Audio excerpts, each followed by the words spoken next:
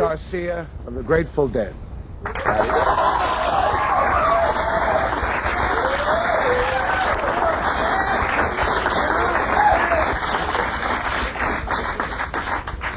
How are things in the Grateful Dead? I get the impression that you kind of kept an environment around yourselves which is really similar to what you've been used to all these years. Yeah, we've tried to in a way, but that doesn't there's no form to that. You know what I mean? It's not there's no formula involved. It isn't something we've decided on and do.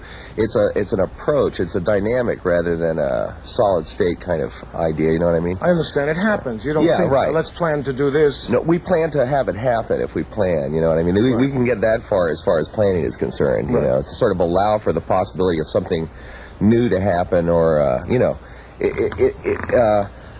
this kind of life has a minimum amount of spontaneity with when you know where you're going to be playing, and the hotel you're going to stay at, and all the rest of that. So the whole thing is being able to create some amount of that can happen as in our case and during performances. So it's the idea of avoiding a certain kind of show, avoiding repetition of material if we can, to make it fresh for yourself. Yeah, that's exactly it. Well, that's the whole idea. Of course, it's an actor. I'm in a Broadway show, and even as a comedian, a lot of the things that I might do the same time, I have to make it sound like it's the first time. Yeah. And so do you for the deadheads out there. Yeah. You know what's nice too? I think I bet you appreciate this, that you've escaped this kind of nostalgia thing. You're not something from the past at all. You've kept with it all this time, and you're just Grateful Dead in the 70s. Was there anything, do you think, inherently better about the 60s? I don't think so. I mean, as an experience personally for me in my life, the 60s were dynamite. They were magic, but as far as like the Grateful Dead reality is concerned, things have been going up, continually progressing for us. Even through the 70s, it hasn't been like a slump. We've gone through a lot of changes, and still, magically, it stays interesting. And not only that, but the audience has stayed interested, too, which is even more amazing. In the new album, there's a remake of a rock and roll song. I forgot who did that. Good Lovin'? The Olympics did it first. The Olympics? Yeah, Western movies. We've been doing that tune off and on ever since we played bars as the Warlocks. Really? Ever since that record came out. In fact, we liked it really a lot. Way back, I don't know when, 63 maybe it came out, 64 maybe, I don't even remember when. Then the Rascals did a cover of it somewhere in later 60s. And then this latest version is,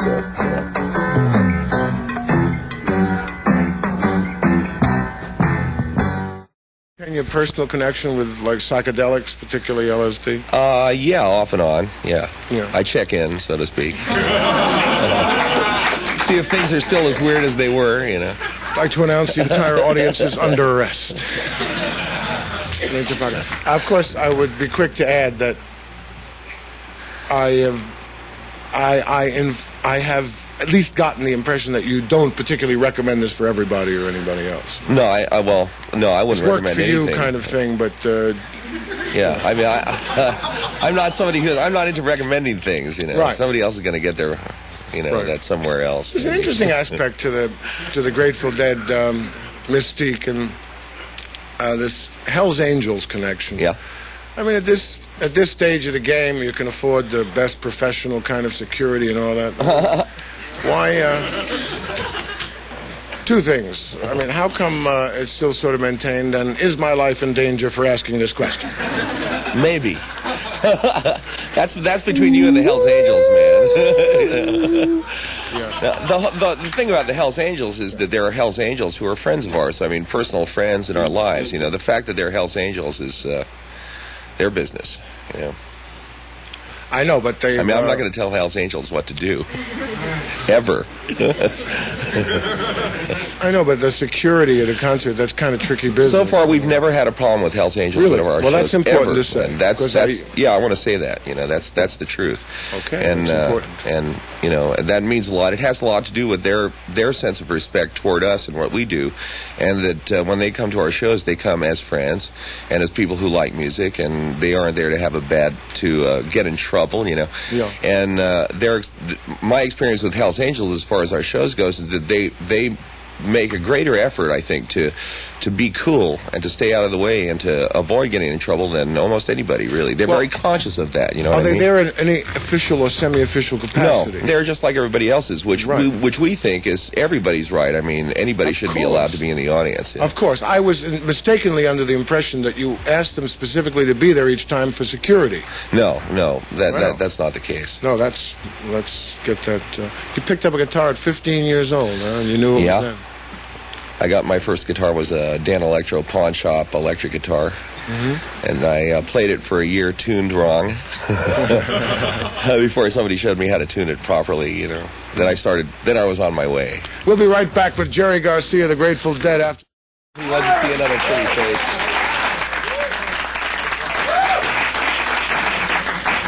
Thank you very much. I was just talking with Jerry during the commercial. I was saying that Gene Simmons of Kiss, a very bright guy, by the way, about 200 IQ, was sitting there with dragon shoes on and non-allergic makeup. And I'm wondering, he said something which I refuted then, but he was a good, friendly, we had a good debate. But he said people don't want to see just people play music anymore. You're dressed pretty. They might want to hear music, though.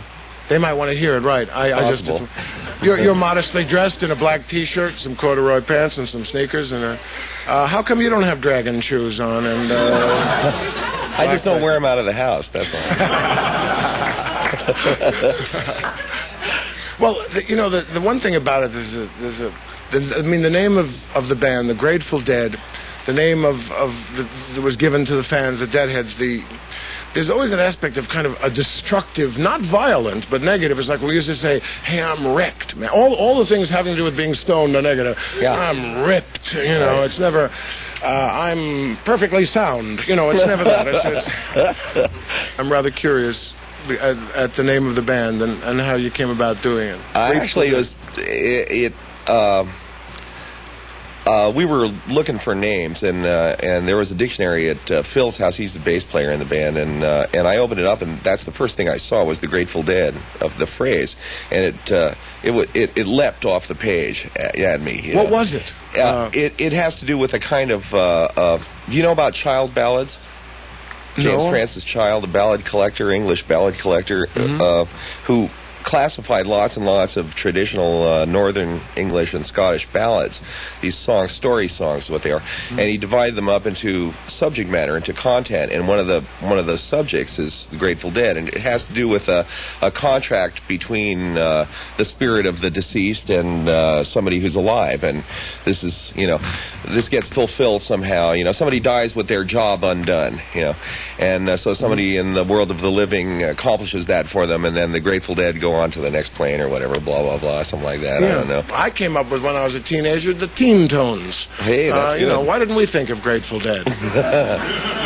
Maybe you didn't have a dictionary. Ooh, very original in that sense, too.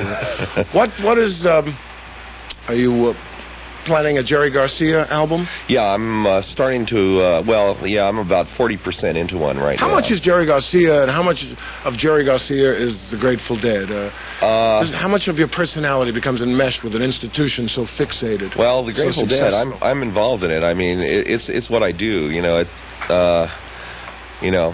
It's the main thing. You should go and watch my line. They'd never get it. A plumber, another. And I'm a Grateful Dead. Sorry, they're all right. That's what I do. You say. Yes. Yeah. A lot of what you do is entwined. Is just about all of it, really. Yeah. The first Dead tune I ever heard was Casey Jones, and it was one of those tunes that started my complaining about FM stations that they never announce who and what. You hear 20 numbers and you have to go to school or something. Trouble ahead, trouble behind. Wow, you want a job?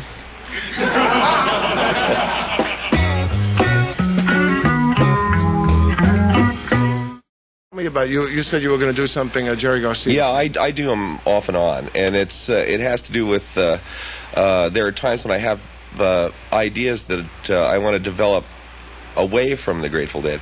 And I do other things too. I'm involved with other musicians and other bands, and I do other stuff. I find it all helps, you know. The Grateful Dead is the main thing that I do. I spend more time at it than anything else, and we all do, all of us who are involved. And do you have a family? Yeah. And do most of the members of the band have family? Well, Married sort of. Yeah. Right. I'm getting like the checkout counter, you know, the Inquirer. It's tough for me to answer these questions, you know, because, you know, I can't really talk about people's families and their lives without their permission, you know. I mean, I could, but I'd be lying probably, or at least wrong. No, that's true. You can account for yourself. Sorta.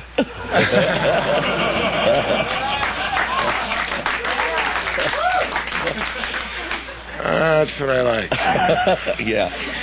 A lot of conviction there. This has been wonderful. I've enjoyed talking to you, and I think you're definitely the exception to the rule here. Because, I think you like to chat. You ought to do it more often. You know, Johnny Carson may be leaving.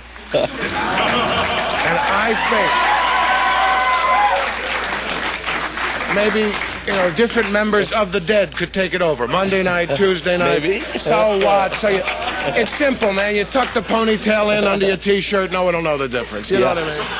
I'd love to see the first conversation when the Dead show up to guest host with Fred de Cordova. Can we do anything about the ponytail? You know, it has been a great pleasure talking to you, Jerry, and I really appreciate you coming by. You guys don't need interviews, you know. I think your fans and all the people that have appreciated your music, and you are American institutions, will appreciate it, and I really thank you for coming. Jerry Garcia, thank you.